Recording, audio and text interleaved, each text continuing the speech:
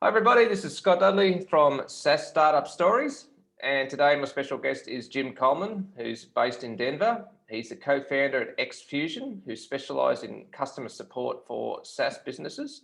Welcome to the show, Jim. Are you ready to rock and roll? Yeah, Scott, thanks for having me. You're welcome.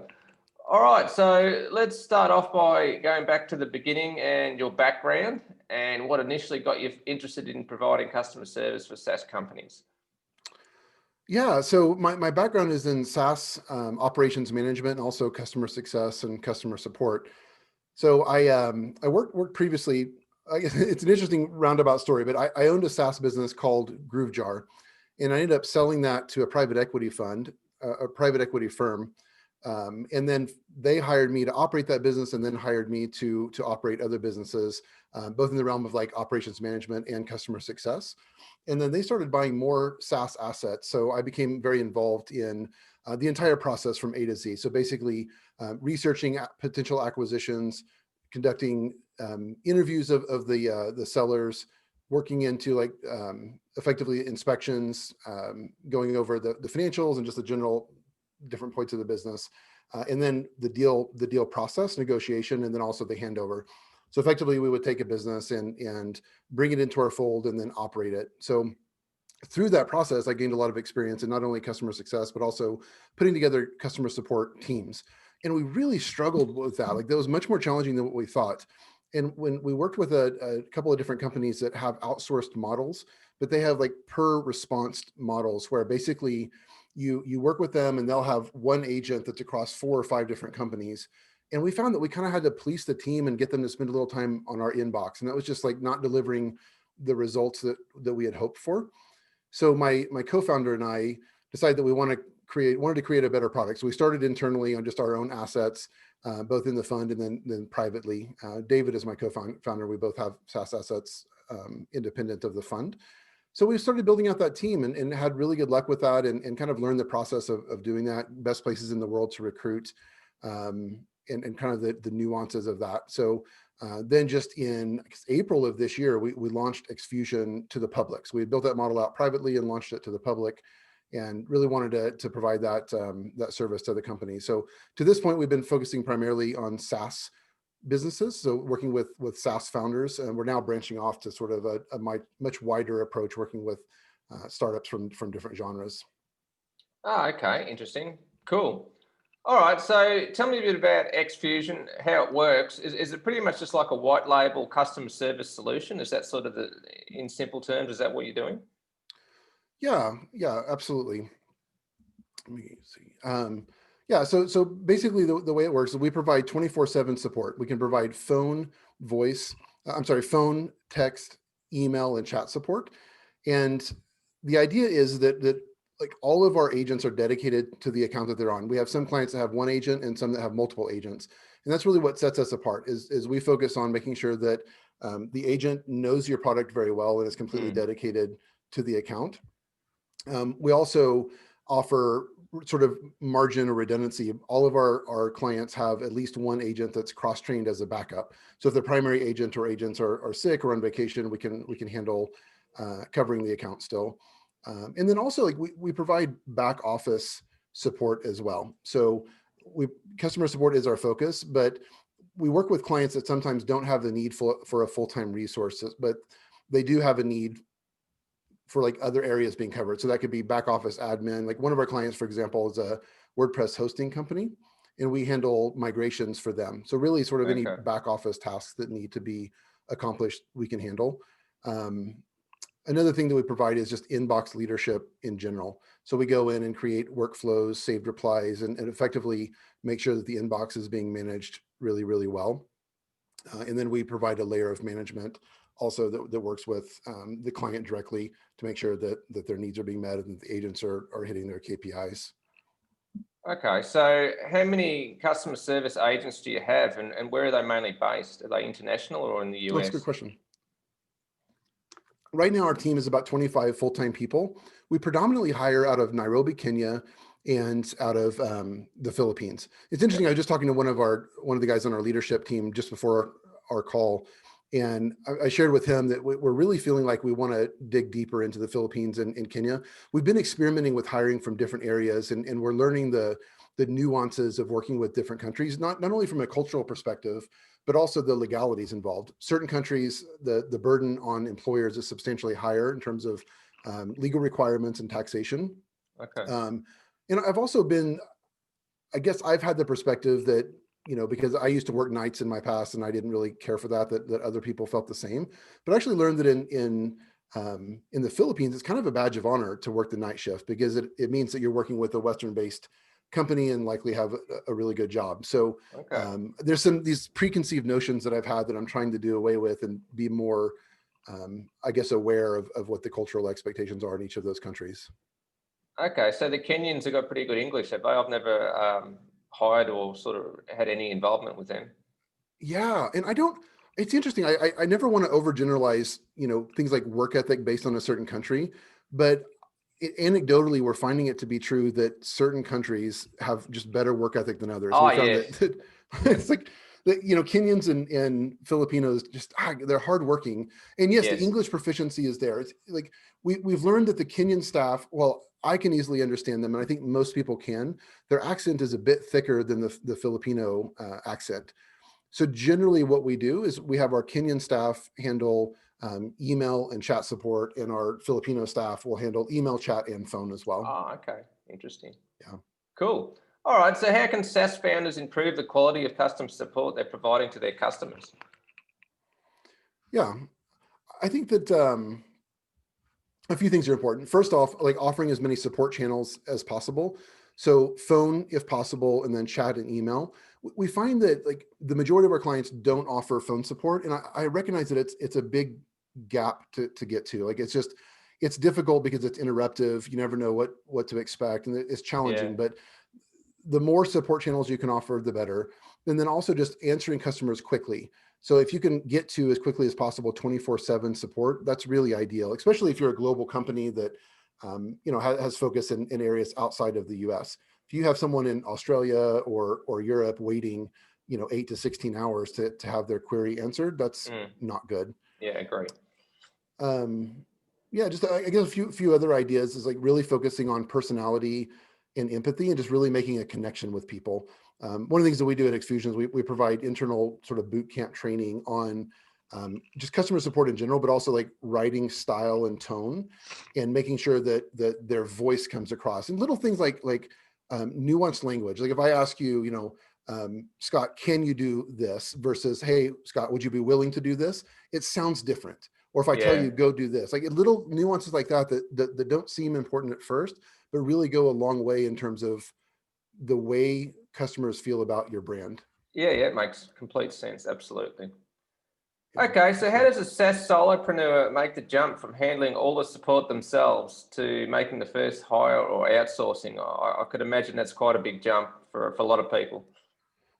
it is, yeah. I think that it's important to start small, and there are options out there. So while we just provide full-time support, there are definitely options to have someone that works across multiple different accounts and maybe provides part-time support. Um, Certainly, like there's an option to work with a person directly, not use the agency model, and that can be really good for some people, especially if they're just needing part-time support. But like Mm, one of the things I'd like to say to founders is I think that there's a tendency to have this narrow focus, like, oh, I need help with support, I'm going to hire someone to do that, but they don't necessarily have a full-time need. I had a sales call with a gentleman just recently, and he's a solopreneur and it's just really getting ramped up. And I yep. said, well, like, what else is on your plate that we could potentially help you with? Because like if you start thinking about like what is the highest and best use of your time, Yep. and getting back to the focal points, like the areas that you're good at, and taking more and more off your plate, I think that opens up entrepreneurs to be able to grow their business more effectively. So I think that's an important thing to consider, is like not just support, but what other aspects do I need help with, and could I benefit from someone that can help me with those as well. Yeah, absolutely. All right. So with that in mind, what's the difference between customer support and customer success? I I think that the roles are often blended. Um, though they shouldn't be. In my mind, like customer support is reactive, customer success is proactive, like in Okay. its purest form. And I realize like, beggars can't be choosers. And there's a lot of higher LTV SaaS businesses that really have a need for both. And as they grow, it's very difficult for them to not use one person to do sort of both roles. But in a perfect situation, the support person would be almost completely reactive and the success person would be almost completely proactive. And Okay. specifically in my mind, customer success fights against churn. Like that's the name of the game. They make Yeah. sure that the relationships are staying strong with the existing clients. It's all very, very much relationship based. So things like concierge level onboarding. In my previous role, I found it really successful to work with new clients to get them completely on board the software, like in a real high touch concierge sort of way. And then their adoption is much, much higher. Rather than like, hey, go read this guide and set it up yourself. We would get on a screen share call and I would literally go down one item at a time and set that up. Yeah, I think it's also a matter of like advocating for the client to be successful and to think in terms of their interest and what would it take for them to be successful with the product, not just happy with you as a person. And I can give you some examples if you want me to dive a little deeper into that. There's some specific examples that can be utilized. Oh, you can just give us one or two quickly, yeah, if you want, yeah. Yeah. So one of the things I did, I used to work on a product that was email automation, sort of marketing emails for the Magento ecosystem. So think real high ticket. And we had an attribution pricing model wherein the more they sold, the more we would make and the more that they would make. So Okay. I would do things like proactively go in and set up additional email triggers in their account and just set them up on a draft basically. And then I would make a video. And if it was your product, I'd say something like, hey, Scott, I just want to let you know that I set up these triggers. They're not active right now, but I suggest you consider using these because I think that they'll really boost your sales by this amount. If you want to activate them, you can just push this button or let me know and I can do that. So and it helps when there's an existing relationship. Like if I've already onboarded you, we know each other, and then I have that sort of permission to, because it basically is an upsell in a way, but it's done with an established relationship. Okay. So it's just received so much better. Yeah. All right, so I'm just thinking, like, other than bugs, probably customer service would be the next most important factor for churn, wouldn't it? Would you agree with that? Oh, completely, yes. And Yeah. I think a lot of people, and we may talk about this later in terms of the sales side, but I think a lot of business owners don't really know the different metrics in terms of customer support. Importance of response times, quality, and like even something as simple as anticipation. It's really support. It's like leading support with empathy. In that, like if you're a new user of the product, you ask me a question, I answer the question, but I know that once I give you that answer, you're likely to have another question that you don't know exists yet. In other words, I know based on my product experience that you're likely to come across this issue when you do X.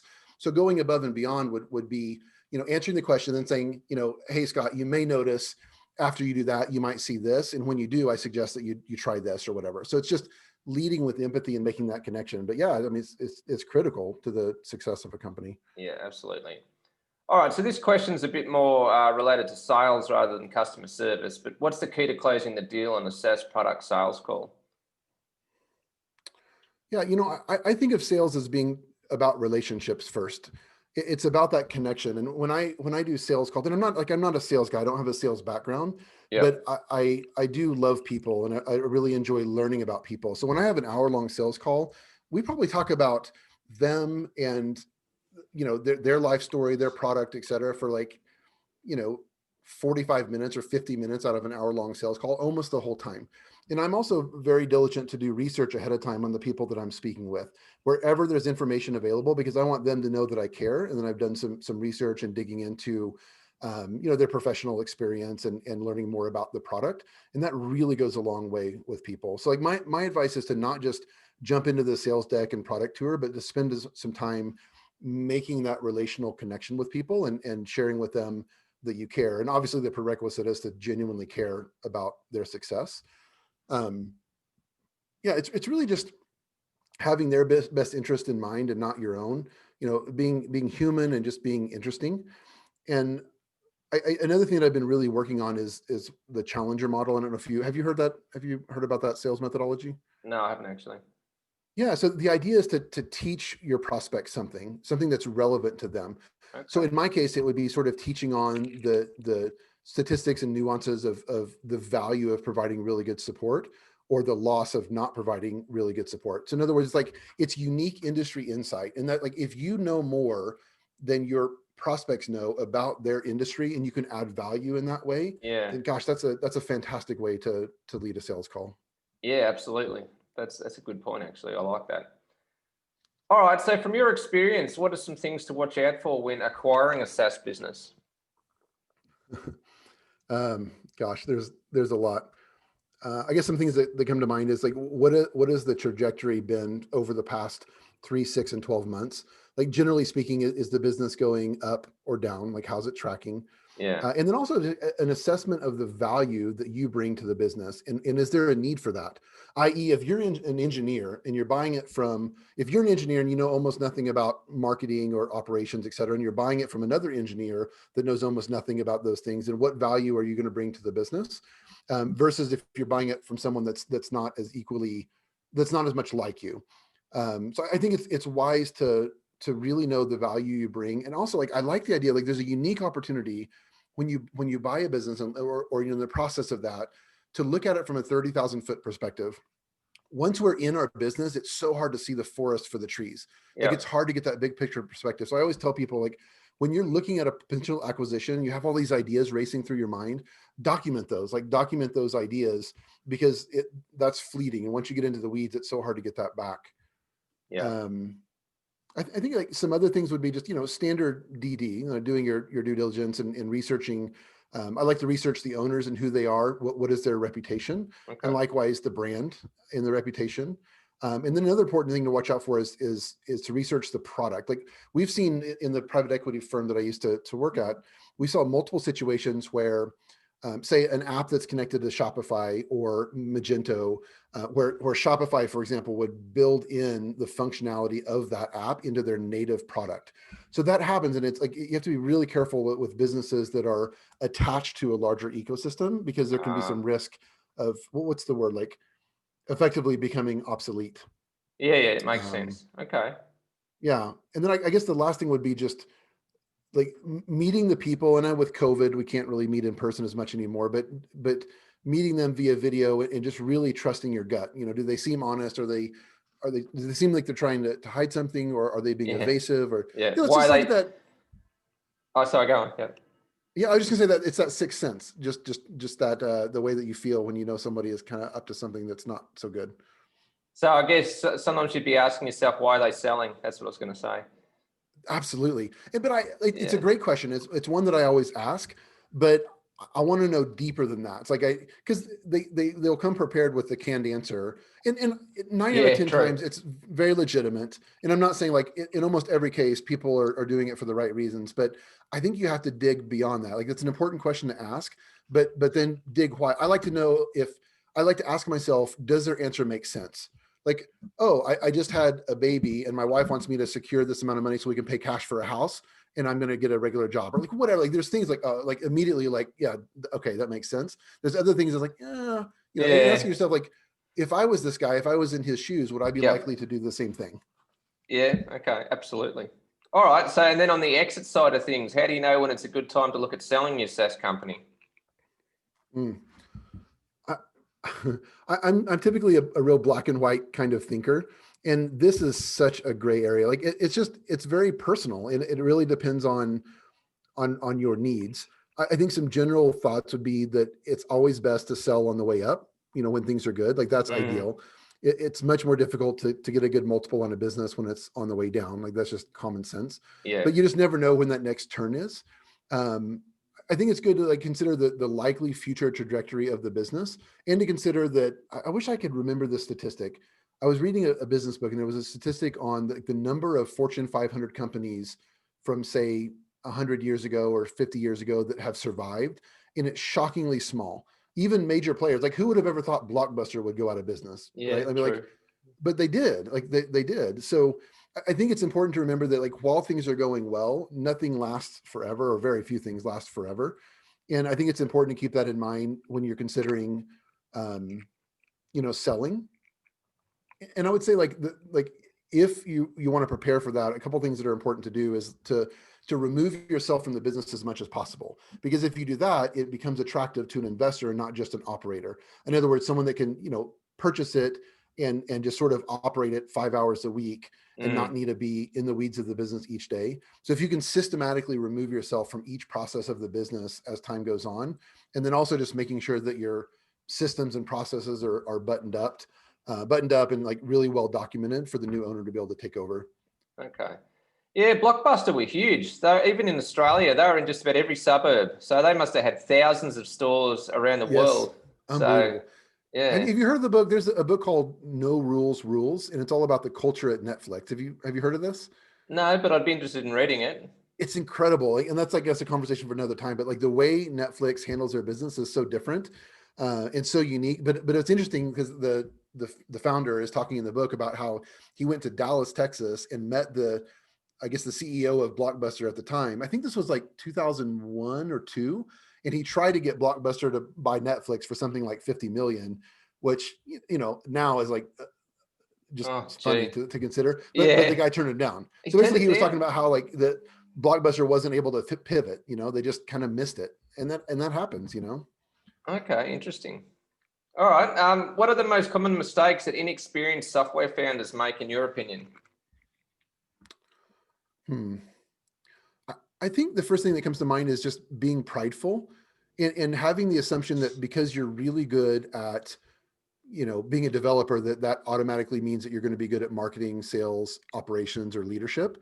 And that's just like rarely the case. Like obviously what made you good as a developer in terms of like acquiring that knowledge and practicing those skills is the same thing that's required for other areas. So I think it's important to sort of check our pride and make sure that we're willing to seek and accept help and advice. Like in my mind, like when humility is present, then we can try things and experience trial and error and just experiment with things and kind of see what works. And I like to say that we just don't know what we don't know, and that's true for David and I. It's like David and I have our respective experience, and we're pretty good in some areas, but gosh, there's a lot that we don't know about, Yeah. and that like we're very open to exploring it, meeting new people, and getting some guidance and kind of just like throwing spaghetti against the fridge and seeing what sticks. Like not everything Yeah. is going to work, but like when we have the humility to do that, it allows us to try and fail and kind of hone in on what works. Okay, makes sense. All right. So what are your favorite online tools and platforms that you use to run your business? Hmm. I'm probably more on the simple side than most when it comes to tools. I like to be fairly lean. We use Slack for all communication. We actually have a paid Slack instance. I Yep. really find value in like the archiving of all the Yeah, communication. agree. So our entire team's on Slack, and we also have a Slack bridges for our staff. So it's great. I'm sorry, for our clients. So everybody's on Slack, and that's Okay. super awesome and helpful. Yep. We use Google Apps for work or G Suite. So we use just simple Google Apps, Trello for task management. And then maybe this is like getting to be like old school, but I'm a huge fan of Evernote. Like I know there's Notion and other Oh, yeah. products, but I love Evernote. Like I have something like 75,000 notes from years back, and it's just, Jeez. it's my brain in the cloud. So I'm a huge fan of Evernote. And, um, I think probably my favorite, maybe less used tool, although it's coming around, is Loom. Are you familiar with Loom? Oh, yeah, for sure. Yeah. Okay. Well, I guess for anybody that's not, it's a tool that allows you to make a quick screen recording video, and you can actually have like a picture of your face there and then the screen as well. And I use that a lot. I use that for support, where instead of telling somebody something in writing, I'll actually show them. And almost always our clients are just blown away by that. Like it's a level of service that they don't expect. And what's Yep. funny about that is like it actually takes me less time to make a 1 minute Loom video than it does to write out a detailed Yeah. response with screenshots and all that. Agree. Um, and as an aside, like we've experimented with that on the biz dev side, where we'll actually make some sort of like cold outreach videos, where we'll send a connection request and just kind of introduce ourselves via video. It's like, in this COVID world, it's like one step more connected, I guess, than just text alone. So I really love that tool. Yeah. Yeah, it's good. I agree. All right. So what are you curious about or researching right now regarding the SaaS industry?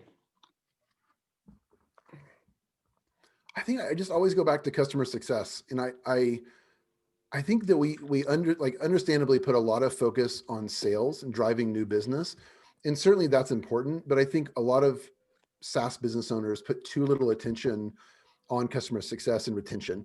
You Mm, know, evaluating, like creating some sort of a metric where you know that based on certain behaviors that that person is more likely to churn, and then following up with them, keeping those relationships strong. And that's difficult. It's kind of the idea of like production versus production capability, right? It's like it's important to bring in new business, but not at the expense of losing existing business or letting those relationships atrophy. So I'm a huge fan of keeping the relationship strong and just making sure that the clients are always being successful with the product. Like I hate it when it's difficult to cancel or like there's it's kind of like a gym membership that like you keep paying for but you don't use. It's like there's a lot of SaaS clients that pay for the service but don't actually use it. I'm not a fan of that. Like I like everything to be on the up and up, and I want all of our customers to be successful with our product. And if they're not, I don't want them to be paying for it just because they forgot to cancel, you know? Yeah, makes sense. Yeah, so it just centers back to relationships. Yeah, absolutely. All right, so then just to wrap up, where can people go to find out more about XFusion? Yeah, it's just xfusion.io. So it's xfusion.io. Got a lot of information on our website, and anybody can always reach out to me directly at jim@xfusion.io. Perfect. And I guess I'll say too, like Scott, David and I, my co-founder, and I love to just chat with people. Like we're not high pressure salespeople. We love talking shop and just talking about the industry. So we would love to connect from a non-sales perspective and just meet people in the space. That's always a joy to speak with people on calls. So I would love for anybody to reach out and just have a conversation. Excellent. All right, perfect. Thanks very much for your time, Jim. Really appreciate it. And thanks for being on the show. Yeah, likewise. Thank you, Scott. Cheers. Okay, take care.